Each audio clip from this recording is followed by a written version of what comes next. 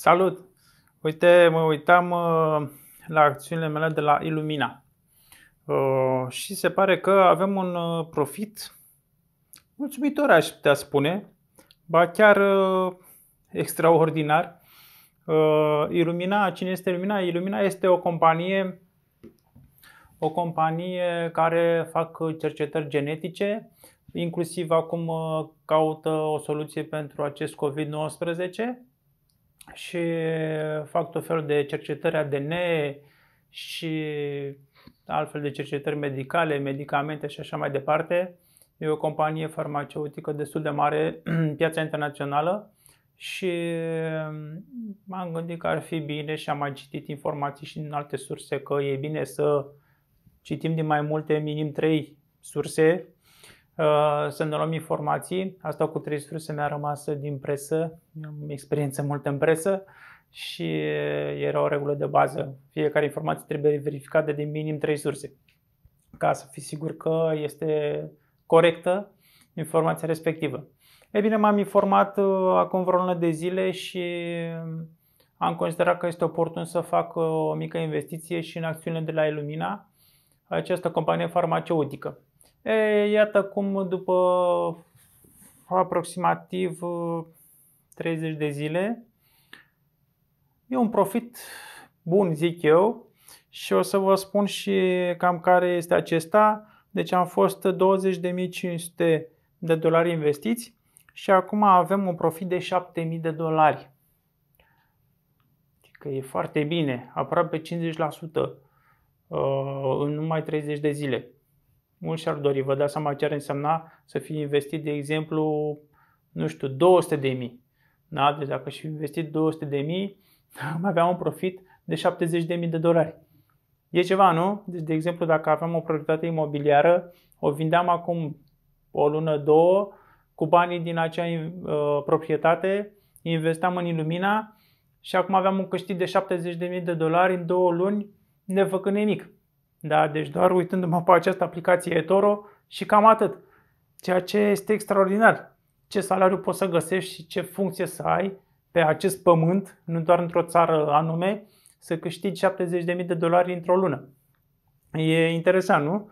Bun, nu uitați, acesta este portofoliu virtual, așa cum am discutat de fiecare clip, și cu banii voștri aveți grijă ce faceți, pentru că aceste investiții la bursă pot fi foarte riscante.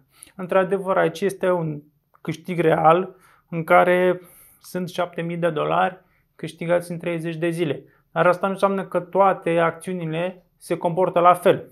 O să ne uităm în portofoliul meu și o să vedeți că este singura companie din tot portofoliu care a avut acest câștig fantastic, pentru că pe piața bursieră, normal, un câștig anual variază undeva între 3 și 5% per companie. Deci de la 3-5% la 40% într-o lună e aproape magic. Iată celelalte acțiuni ale mele, printre care una și la aur. Am discutat în celelalte clipuri despre treaba asta cu aurul, puteți să-l urmăriți, să vedeți în playlist și o să vă recomand probabil și la sfârșitul acestui clip clipul respectiv despre aur. Nu mai deschid aici subiectul. Aurul, iată, a mai crescut cu încă $20.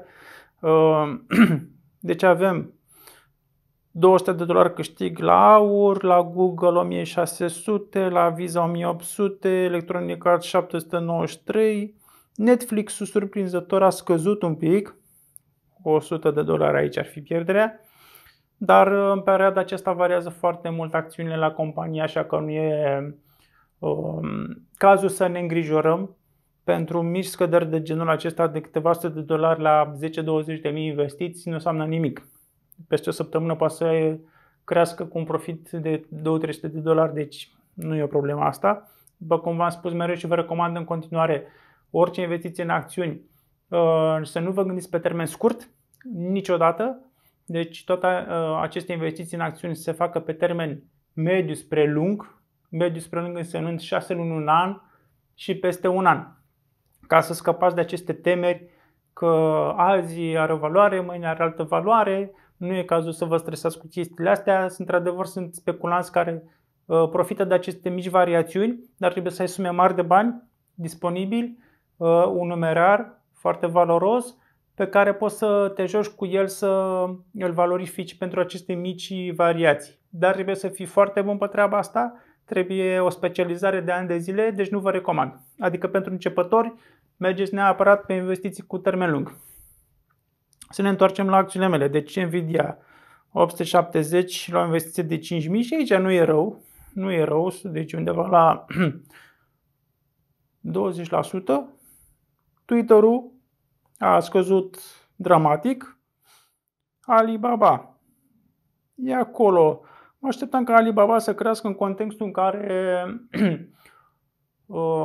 comerțul online a crescut foarte mult în aceste perioade. Mă gândeam că o să crească și acțiunile Alibaba, dar acolo fiind cu sediu, după cum bine știm, în China, sunt și alte condiții care pot influența aceste acțiuni ale Alibaba. Illumina, de care am discutat, 7.000, și altele care, aceste două, XRP și ETC, Ethereum Coins, adică au pierderi. E și normal. Monede electronice de la bun început nu au avut o acoperire, cum au banii, de exemplu, deci dolari, euro și așa mai departe, de obicei au acoperire și în aur, deci au o susținere, au o garanție în spate. Aceste monede electronice nu au această garanție în spate și sunt emise pe o bază fictivă, practic, da? Foarte fluentă și care variază foarte tare la orice condiții de mediu, de schimbare de mediu. Și atunci e normal ca în aceste perioade de instabilitate economică globală să scadă valoarea monezilor electronice. Dar, de asemenea, cum vă spuneam, nu vă speriați de treaba asta, pentru că noi vorbim de termen lung, deci probabil că la anul pe vremea asta o să avem profit pe aceste monede, cum a fost și până acum cu Bitcoin, care a crescut foarte mult, a scăzut mult, iar a crescut și așa mai departe. Bun. Deci, iată un câștig de $7.000 la Illumina. Ce scrie în titlu nu este o minciună. Am văzut foarte multe clipuri în care spune, vai, un câștig de nu știu câte mii de dolari, sute de dolari în 24 de ore, în 7 zile, într-o lună și așa mai departe. Și când intram în clip, vorbeau despre altceva și eram dezamăgit să mă uit 10-15 minute la un clip, așteptând să văd ce este în titlu și nu vedeam. Nu e cazul.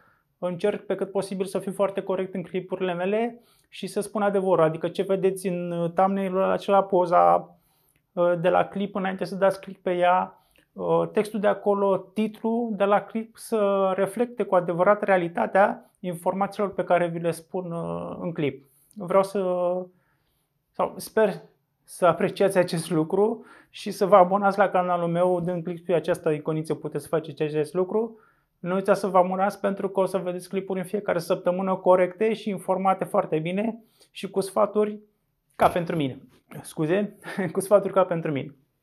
Bun, ne vedem la clipul următor, cum am spus în al doilea clip de pe acest canal. Nu vreau să pierdem vremea vorbind aiurea, lucruri concrete la subiect și ajutătoare. Mersi și o zi plăcută. Baftă!